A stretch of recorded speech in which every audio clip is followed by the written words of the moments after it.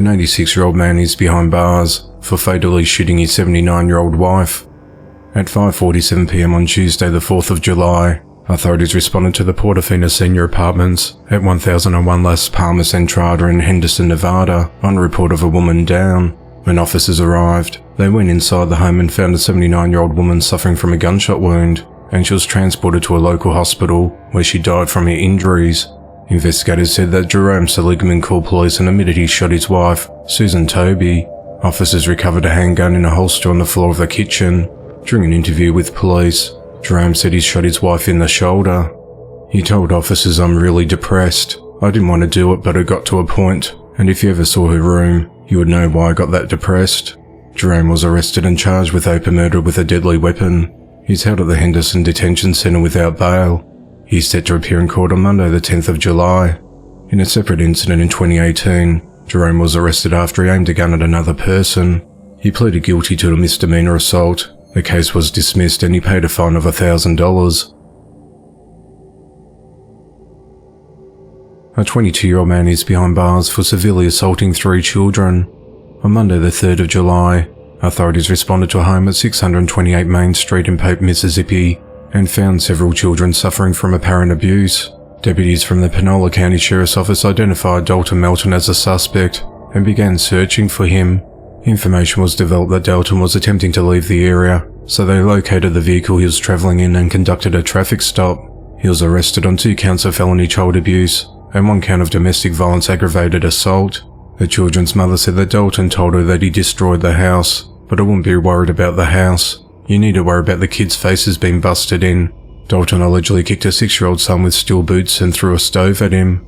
A 14-year-old child reportedly sustained a broken nose and a split lip, while a 3-year-old was hit with a phone. Dalton is on probation from the Mississippi Department of Corrections, and he's currently being held without bond at the Panola County Detention Center.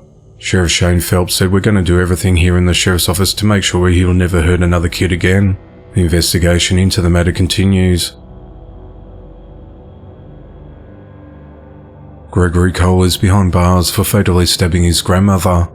At 9:13 a.m. on Monday the 3rd of July, authorities responded to a residence along the 4200 block of Rosewind Circle, Memphis, Tennessee, where a man said he killed his grandmother.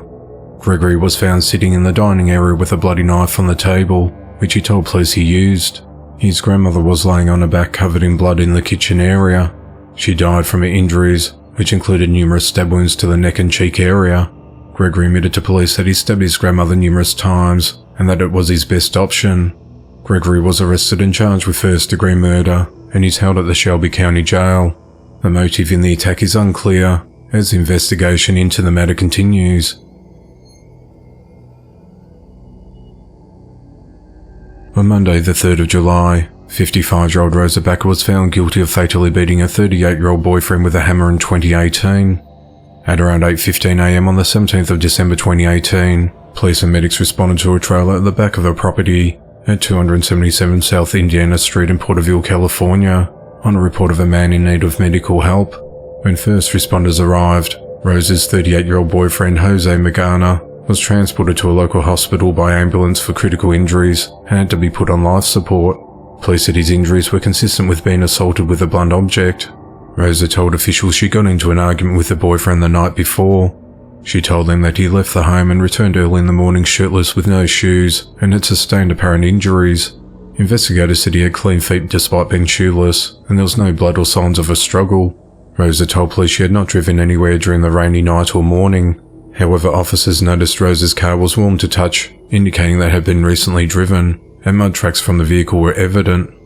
While questioned, Rosa eventually admitted she had kicked the victim, beat him with a hammer, and driven his and her clothes to a dumpster. Nearby video surveillance confirmed the car making multiple trips away from the residence during the call for help. The victim died the next day at a local hospital. At trial, the jury convicted Rosa of first-degree murder with a special circumstance that she inflicted torture, and the special allegation that she used a deadly weapon. Sentencing is scheduled for the 31st of July, where Rosa faces life in prison without the possibility of parole.